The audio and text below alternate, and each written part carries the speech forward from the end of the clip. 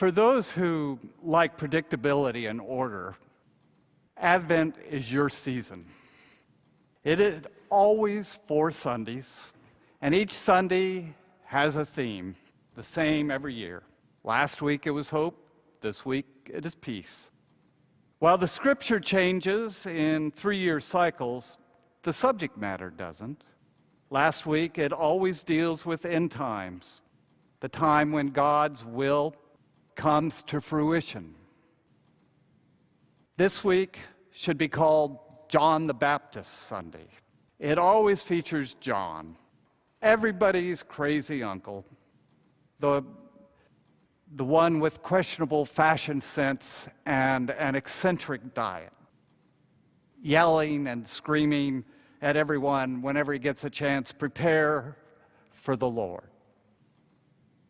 While I'll grant that there is a place for predictability and order in our lives, after all, I am an Anglican, I find it a challenge to find something new to say on Advent themes year in and year out. For that reason, I'm grateful to Michael Benedict, who I mentioned last week, for his new book, God is the Good We Do. He isn't a theologian, he is an architect. He isn't a Christian, he's a secular Jew. His parents were atheists, not surprisingly, after having survived Nazi extermination camps. He is not. But his understanding of God as doing is new to me. I find it intriguing, especially in Advent. For ultimately, Advent is a verb. It is about preparing to find God at Christmas and being awake enough to recognize God when we do.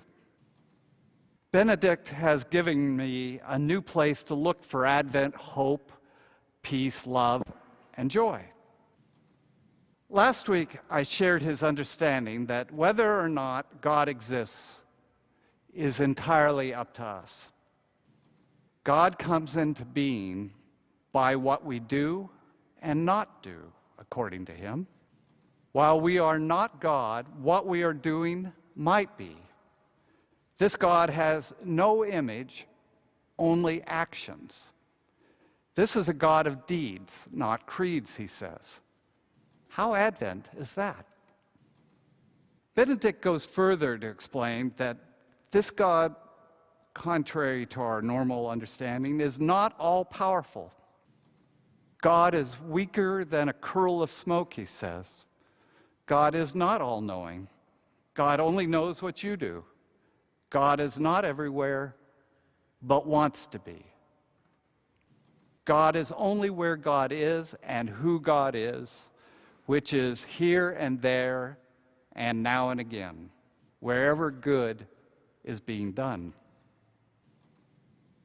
Ultimately, God is the good we do, when and where and as we do it, he says. God is practiced like dance, like music, like kindness, like love. And what are we to practice? According to Benedict, our task is restoring the fully human person we were born to be before fears and cultural expectations warped and distorted the image, becoming more loving, more compassionate, more courageous, more just, more intelligent, more happy, more caring, more excellent in physical grace and skill, longer lived in health, and further seen in the wisdom that would have us preserve, honor, and promote all forms and instances of life. So with John's call to prepare and Benedict's call to practice in mind, I have created a Christmas wish list for us all. My hope is, for all of us, is that this is the Advent where we finally get it. And in doing so, live the lives we were intended to live, that God might be here and now and everywhere. The good I hope for each of us is that we overcome all our fears, stop dead in our tracks, and hear a voice inside the wilderness in our heads that cries out, enough! Enough fighting, enough crying, enough struggling to hold on to a reality that isn't, never was, and never will be. The God we are waiting for to save us won't come into existence until we do our part. And like a child quieting down after a tantrum, our sobs begin to subside. We shudder once or twice. We blink back our tears. And through a mantle of wet lashes, we begin to look at the world and ourselves with new eyes. May this Advent be our awakening. Awake, we realize that it's time to stop hoping and waiting for something to change, or for happiness, safety, and security to come galloping over the next horizon. We come to terms with the fact that there is no Prince Charming, and we are not Cinderella, and that in the real world there aren't always fairy tale endings, or beginnings for that matter, or any guarantee of happily ever after. Must begin with us. In the process, a sense of serenity is born. Advent peace. Awake, we realize we are not perfect, and that not everyone will always love and appreciate or approve of who or what we are. And that's okay. We learn that people don't always say what they mean or mean what they say, and that not everyone will be there for us, and that it's not always about us. And we begin to sift through all the trash we've been fed about how we should look and how much we should weigh, what we should wear and where we should shop, where we should go to school or what we should do for a living, who we should choose for our friends, who we should marry, and what we should expect of a marriage.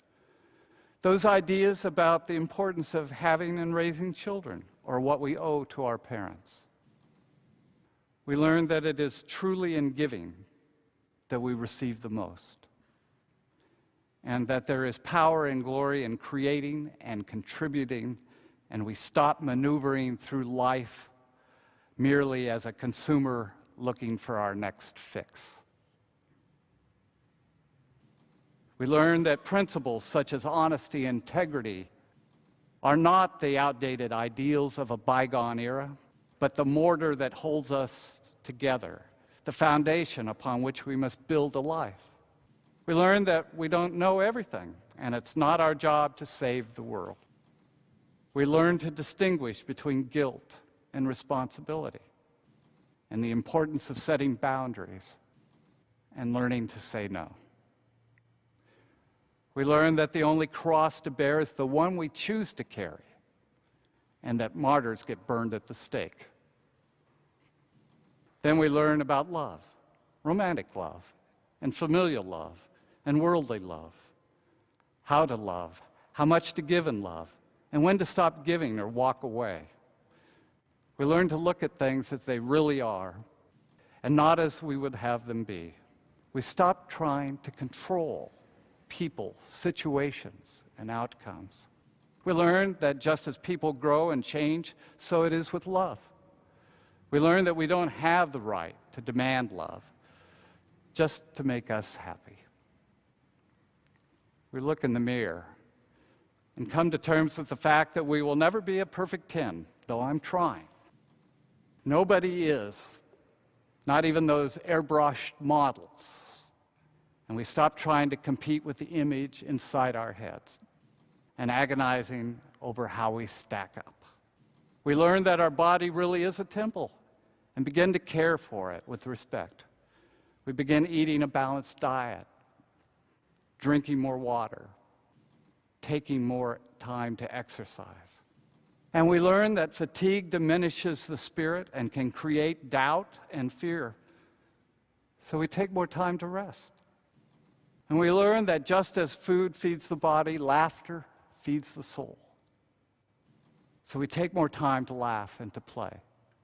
We learn that for the most part in life, we get what we believe we deserve, and that much of life truly is self-fulfilling prophecy. We learn that anything worth achieving is worth working for, and that wishing for something to happen is different from working toward making it happen. More importantly, we learn that in order to achieve success, we need direction, discipline, and perseverance. We also learn that no one can do it all alone, and that it's okay to risk asking for help. We learn to fight for our life and not to squander it, living under a cloud of impending doom. We learn that life isn't always fair. We don't always get what we think we deserve, and sometimes bad things do happen to good people. On these occasions, we learn not to take it personally. We learn that God isn't punishing us or failing to answer our prayers.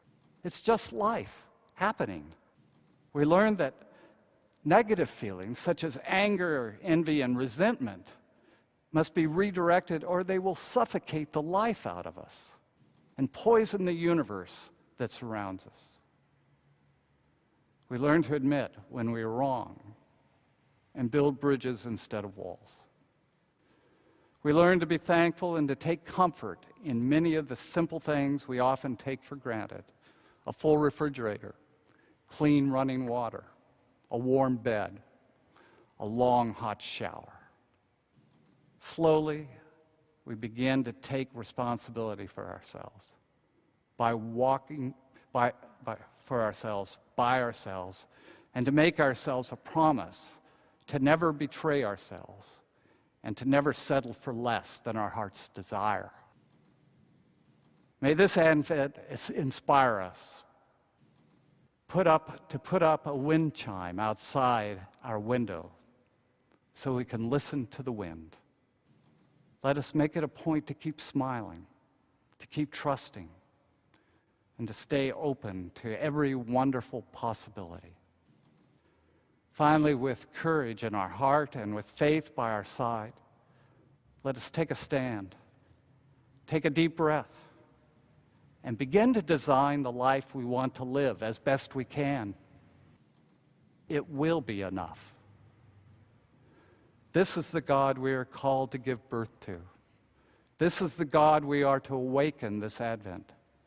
But don't just wake up. Experience the awakening.